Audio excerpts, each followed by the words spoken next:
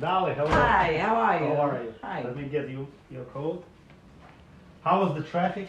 Very nice, very nice. Okay. It was good traffic. That's it. Hello, Dolly. Please introduce yourself. Hi, I'm Dolly, a spiritual guide. Somebody who really likes to get out there and help people and guide them spiritually in the right places, the right time, and the right avenues. Everybody should know. And Dolly, where are you from? I'm from Brooklyn originally. I grew up and raised in Brooklyn.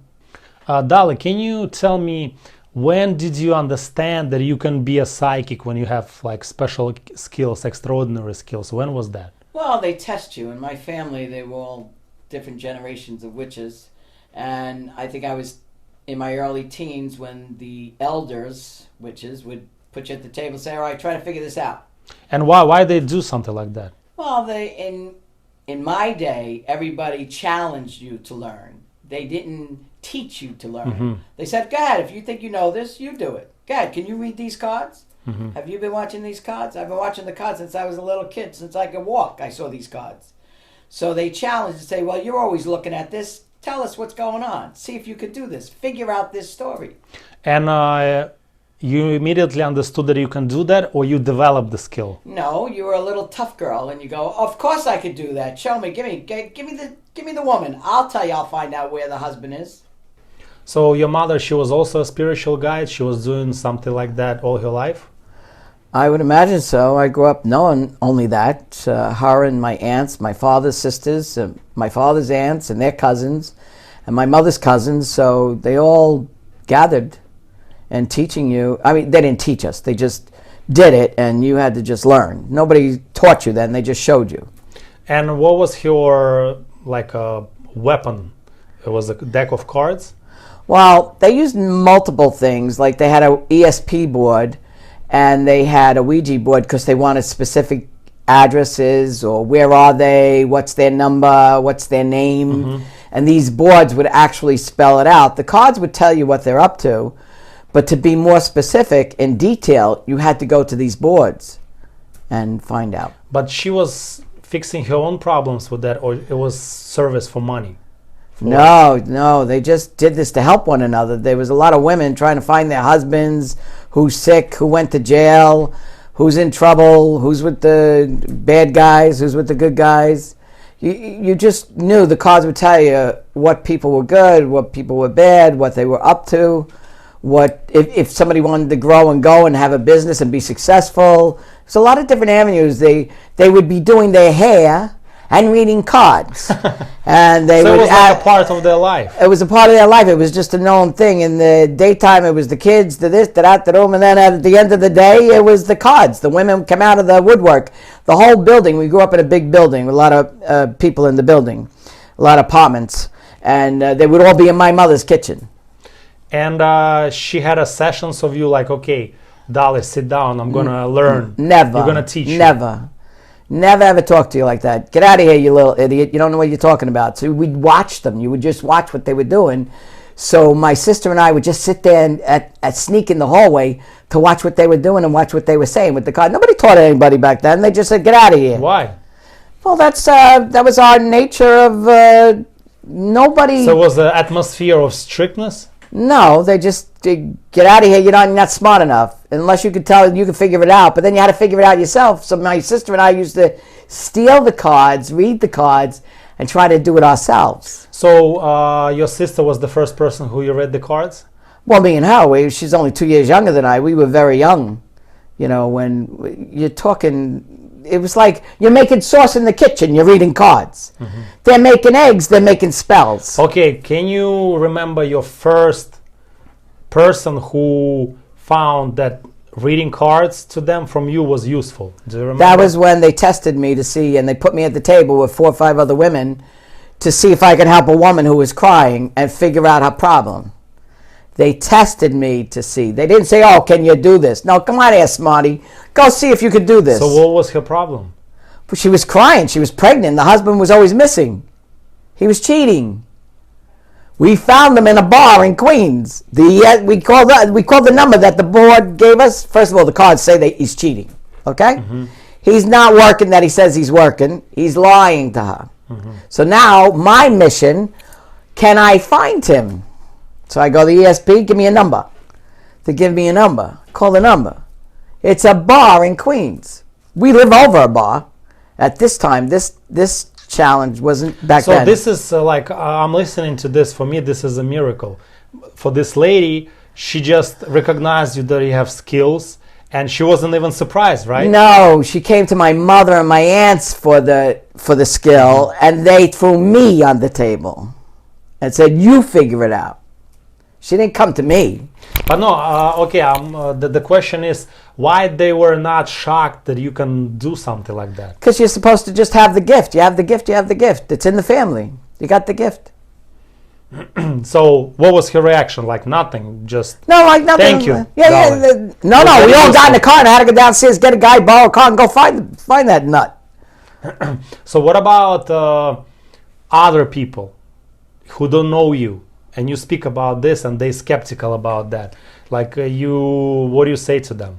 Well, through the years, it was always just who you know. It was in the family. You read one another, and it was family, friends, neighborhood. So it wasn't strangers, actually. It's just everybody knows in the neighborhood, you know what you know, and you know how to read the cards. So it was just like a common thing. Like, you know you're a butcher, you know she's a reader. Okay. She's a witch. My mother was the witch in the neighborhood.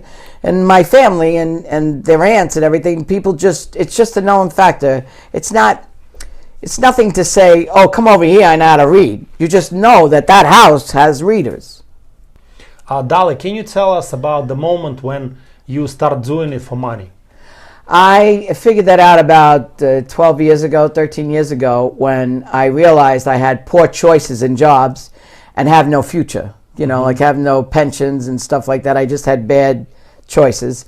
So I figured I might as well go out on my own and make my own money and choose my own hours and be more free than working 12-hour days with no pension type jobs. Why am I killing myself? I might as well be my own boss. So I started reading for money, and I have been successful so far in the past 12 years. It turned out to be a good business. So what type of services you provide right now? Well, I do advertise as a spiritual guide, and I try to help people or interpret dreams, or if people are having problems in their houses and they're afraid of spirits. And I help an awful lot of mothers with children that can't sleep in rooms. And growing up with the way I did, you had to spell how to clear a house, how to get rid of negativity, how to watch bad spirits, how to talk to the other side if they wanted to. Not that I really want to be a medium. I would rather just tell them where the person's going. I mean, my sister's more apt to tell somebody to talk to the other side. I can't be bothered. What is the most popular problem that people come to you? A lot of times it is business and career. And honestly, I have so many women, even men, that I try to explain to them, you need a plan, not a man. You need a plan, not a woman. Mm-hmm. Get yourself right, and then you will be right. So when you have your plan, you could have any man, you could have any woman, and then you will be right and accept nothing less than better. Because sometimes they wind up in situations where they're always helping everybody instead of worrying about where are they going, what are they doing. So they need to be successful to have a certain caliber of people in their life. So if they stay over here and they don't get their plan and they're not successful, how are they going to accept somebody successful? They'll take the garbage in the street, and that's why they wind up with bad relationships sometimes. How does your typical client looks like?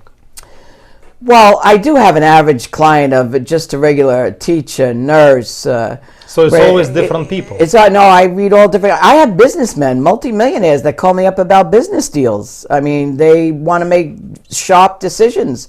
I have a person who came to me and said, Dolly, I want to bring you to a house. I'm going to bring 10 people. I want to hire about 8 of them. I want you to tell me which ones are the best ones, and am I choosing right?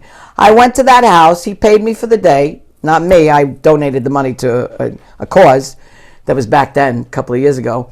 And I told him about every character, whether they're a good work or not. Not talking about personal, just good work ethics, values of work. And I helped that businessman choose his group of people for his business. True story. Have you ever provided your services to mafia people? Well, it's a funny way of saying that, but I grew up with them. It's not providing services. Again, you think you provide things, you just do things. No, I understand. Only last 12 years you're doing this for money. So yeah, some of them are business people that I do help with their businesses, but I grew up with that. Like if I had my deck of cards and I was in the neighborhood and somebody wanted to bet on a game, I would help them. Guy, can't bet on the game. No, don't bet on the game. So in Italian mafia, it wasn't like forbidden to use cards to make a decision. Well, they were open to that. Well, it wasn't the real wise guys. The real wise guys never did anything. They looked like just businessmen, and they didn't. If they were a real good wise guy, you didn't know they were. They were just a business-looking person. The regular broken-down valises, the people that want to be wise guys, would do the cards, not the real guys. No. The real guys would use me to collect their money years ago behind the bar, or say, "Hey, Dolly, you want to sell some tickets? You can make some money. You make 25 cents on a ticket, you get some What bets." type of ticket? Well, the ticket is, years ago, you have a football ticket. They still have them today, a football ticket. So you choose all the games, who's going to win. They pay $1. I get 25 cents, and the bookmaker gets 75 cents. You pay $1 for what? A ticket to bet on the ticket. If the ticket wins, you can win $20, $100, $50, depends on how much you bet on the ticket. So you were working in the bar. There is a lot of people, and they were using you to. But that was very young. I was in my late teens, in my 20s. I did that when I was behind the bar, because the whole neighborhood was wise guys. I grew up in a neighborhood where you just had a bunch of wise guys hanging around. Those are the ones who had the money. Can you tell us why they were calling them wise guys? Well, you just knew that some of them were very wise. Some of them knew, don't trust that person, no good. They could see through somebody. Like, they never trusted anybody. You had to be in the neighborhood. If you were strange and walked in the bar, they would go, "Stand back, Dal. Don't even watch. Don't even go over there. I don't like his looks." They just knew. They knew how to make money. Not that everybody made money. They made money. They were wise because they had the cars. They had the jewelry. They had the $400 suits. That's why they call them wise guys, because they were wise enough to get someplace, because the average Joe who went to school, they didn't get where they got. They had homes. They had a beach home. They had a house. They had everything. In United States pop culture, it was a well-known fact that they are gangsters, but in Brooklyn, people don't judge them because they're part of the neighborhood. Right. Nobody judged anybody. I mean, you watched your step. You didn't cross them because you knew that they were a gangster. You could get hurt. You could wind up in the trunk if you crossed them. But it was an unspoken word. Nobody said he's a gangster. Nobody said anything about anybody, because if you did and you talked, you would get in trouble, big trouble. So you were doing business with somebody, but he didn't tell you, like, "Listen, I'm a soldier from Colombo family." No, you had to know who the soldiers were, who the captains were, you had to know who the real bookmakers were and who was fake bookmakers.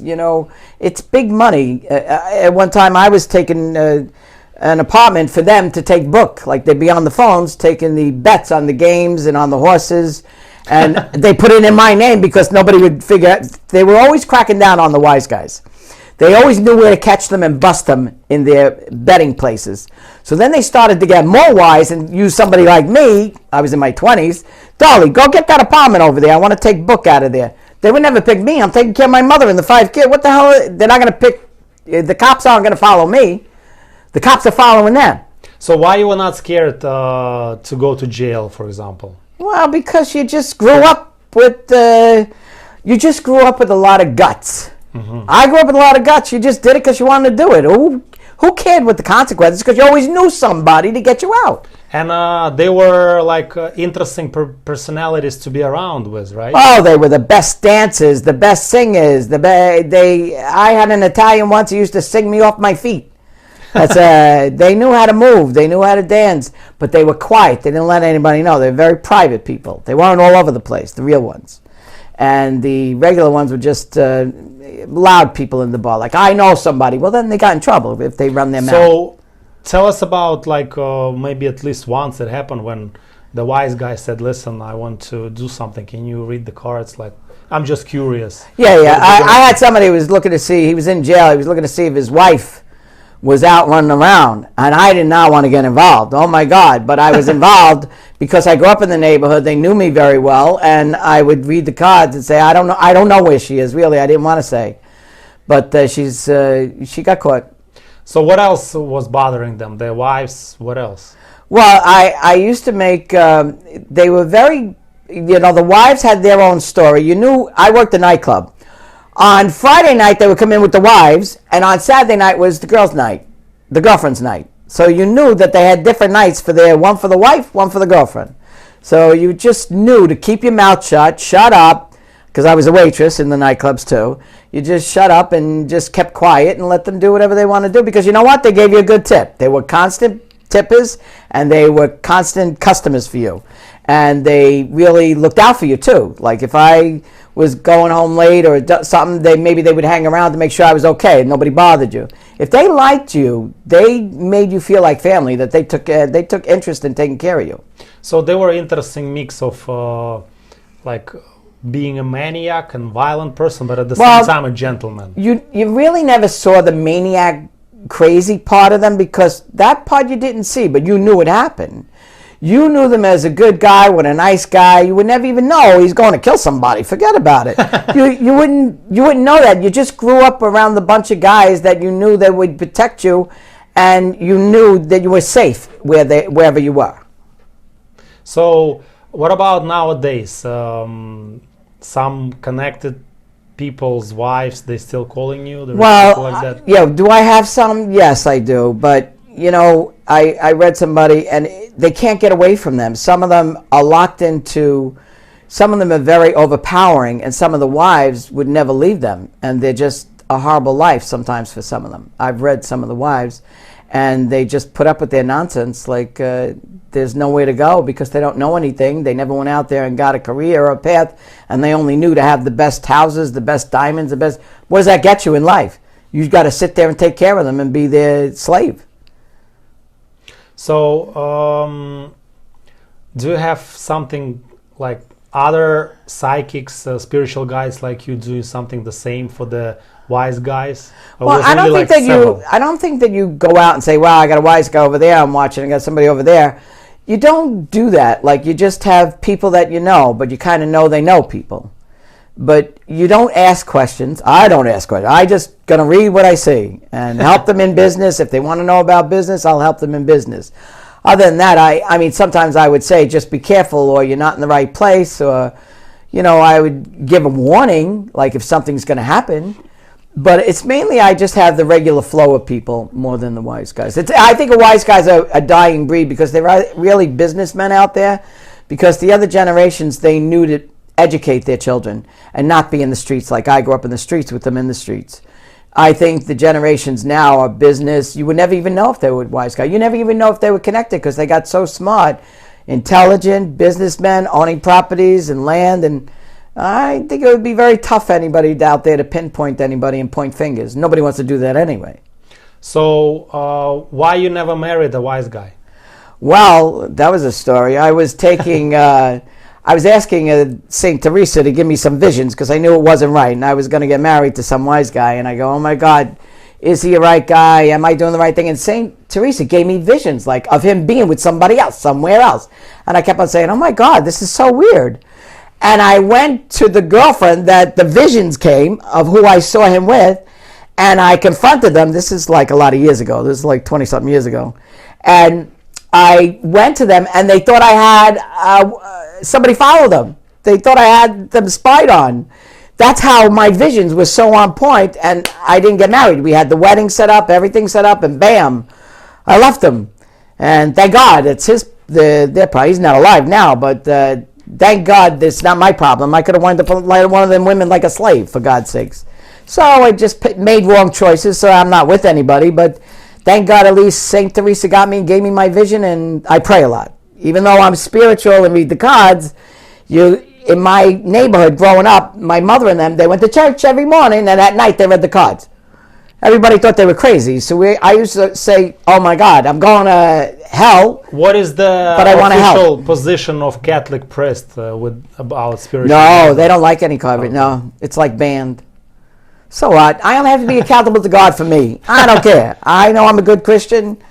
Who cares what the church says? Do you remember some like very extraordinary question that the wise guy came to you for help with the cards? Like something weird, maybe.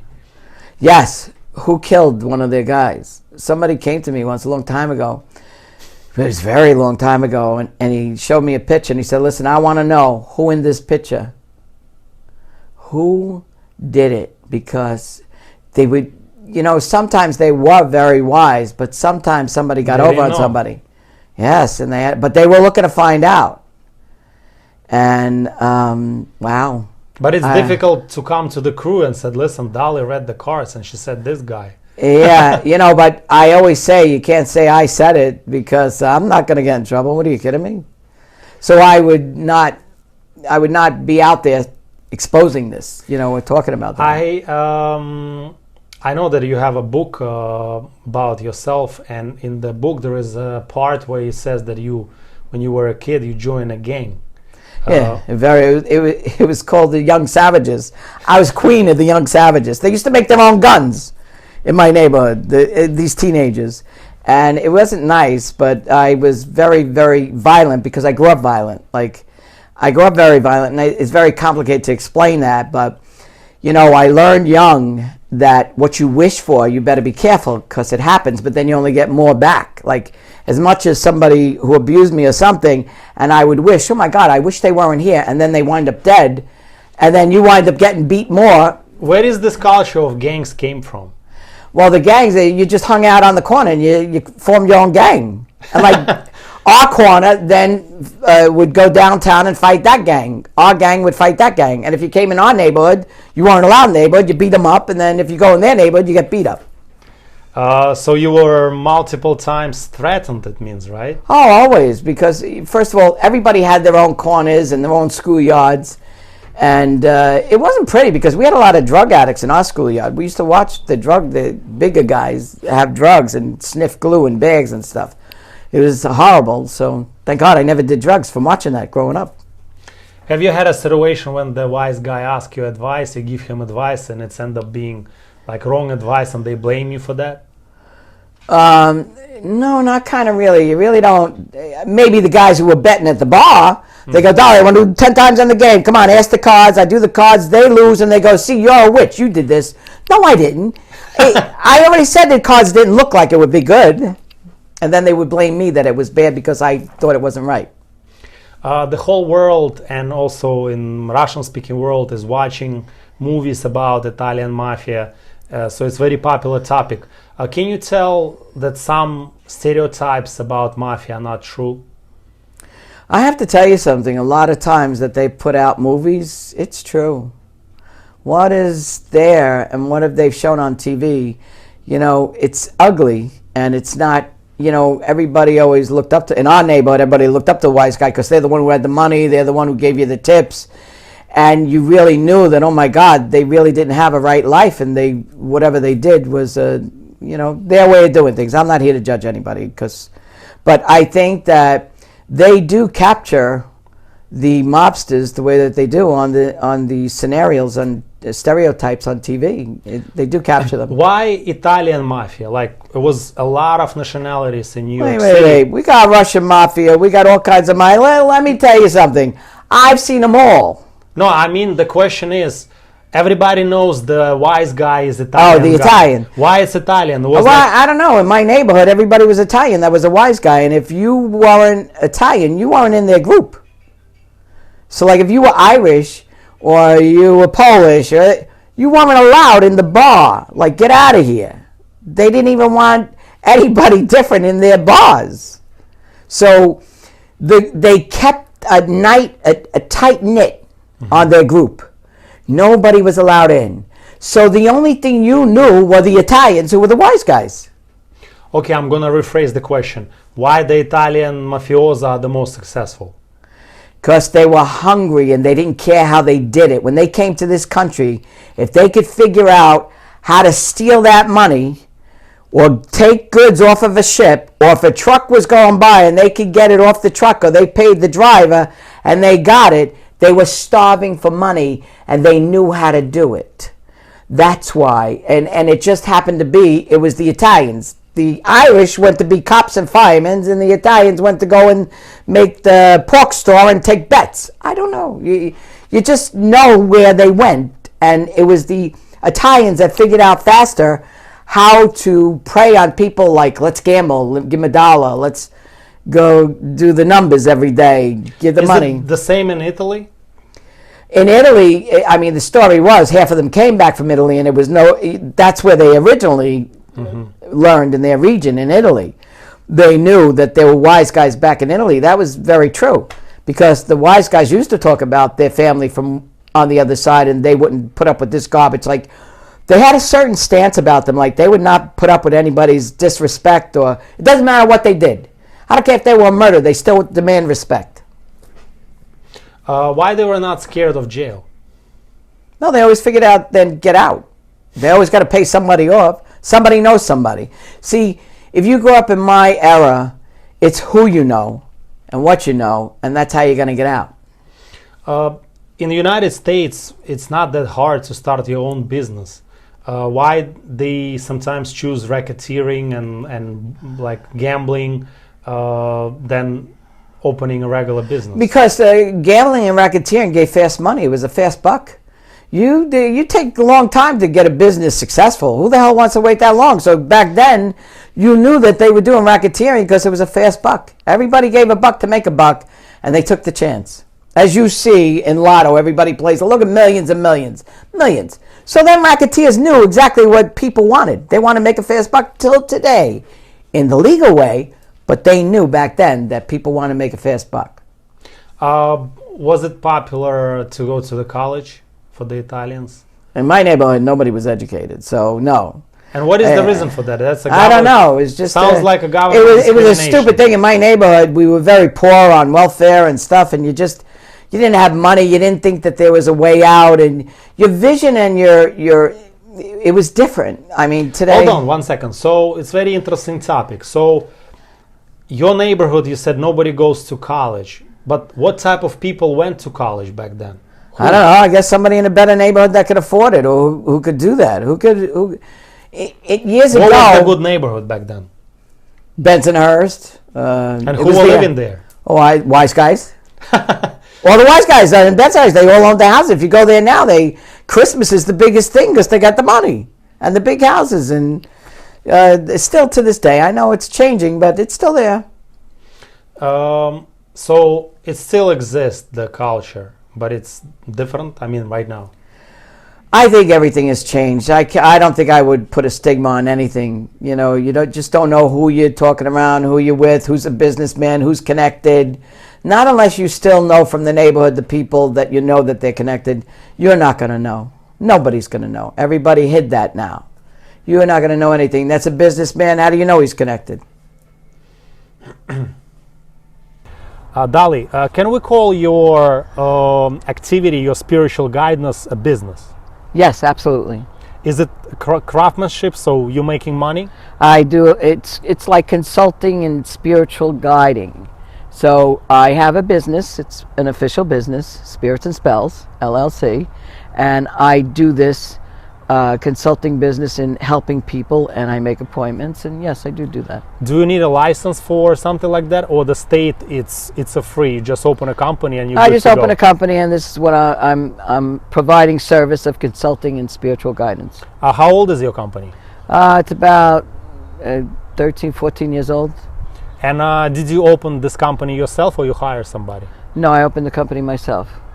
You see, so in America, anybody can open a business even if the business is spiritual guidance. That's correct. But I did have law firm and everything, making sure my papers and documents were right after.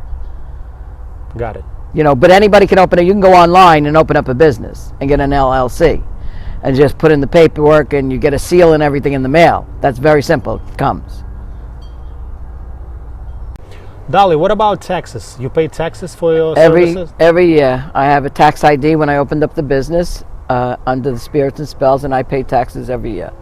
And how much percentage taxes in the United States right now from your revenue? I don't. Like approximately? No, I have no idea. I get an accountant, and the accountant does it.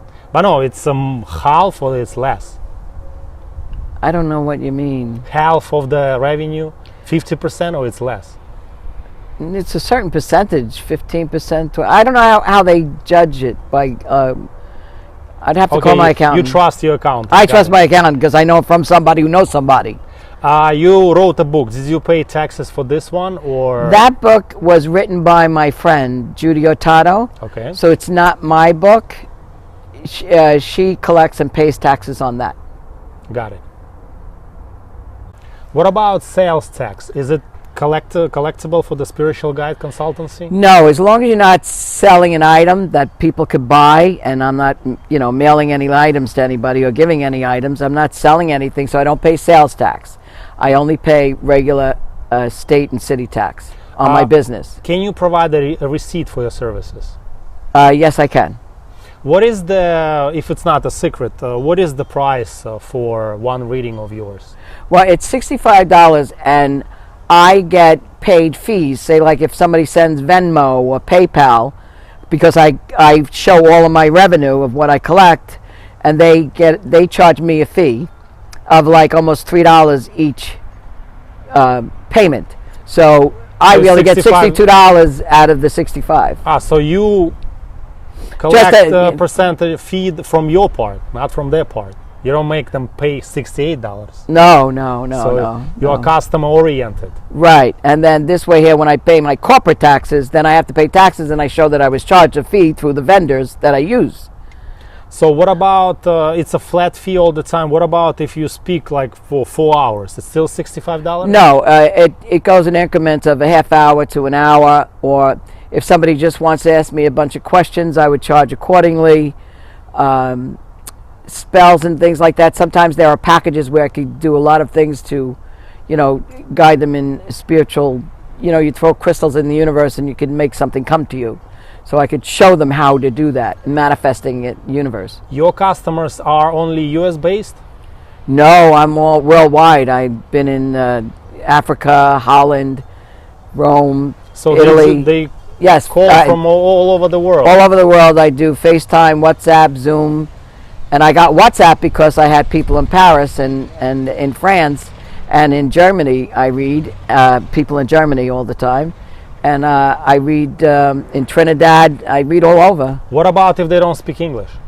I usually have a translator. I have women here that speak Italian, or I have other people that speak Polish or Russian, and they give me interpreter. They help me interpret the calls. And even in Holland, somebody was there and they spoke a different language. I don't know. And what do you call it? I think it was quite a few countries I have interpreters. Even in France, I had an interpreter. What about when you have a situation when you cannot help a person? What do you do? Like if they need more serious help, more serious complications? Yes, if I see somebody in a lot of trouble, like a lot of times some people, a lot of divorces, and they're so stuck, like they feel like they can't get out of the marriage, they can't get out of anything, and I see the sadness and the entrapment so bad, I refer them like a Shinova law. Or I'll refer them, and they come back to me and say, boy, thank you for showing me Yelena. She saved my life, and I feel like I'm free. There was a noose around my neck, and I feel like it would let go. So you have a list of professionals yes. you know personally, and yes. you refer them. Yeah, if it's law, then I would go law. If I have people that are they need to have construction, or that they're getting beat out of money for the construction, I would give them other suggestions of other providers that could provide the service. Maybe they're cheaper or get different quotes. I connect people all the time. Or if they need a social worker, I connect them to a social worker. Or if they need help, I connect them to a doctor, functional medicine. If somebody is so badly health-wise, I have doctors of functional medicine that I read to teach people how to function right every day. And some people just are under so much stress they don't know how to function. So I refer them to doctors of functional medicine also. Thank you very much, Dolly. It was very useful. Can we address my question to the cards? Oh, absolutely. We could ask the cards any kind of question you want. So can I ask a question? Yes. So when I'm going to have 1 million subscribers on my YouTube channel?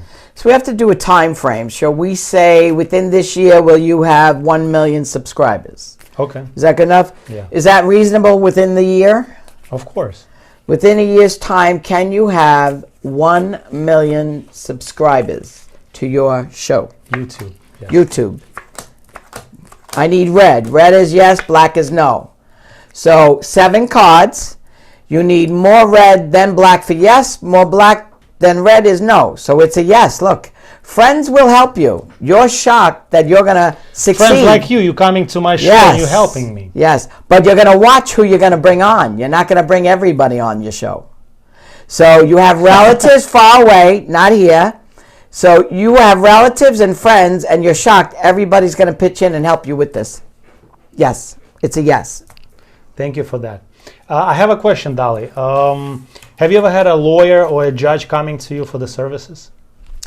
Yeah, I have quite a few lawyers.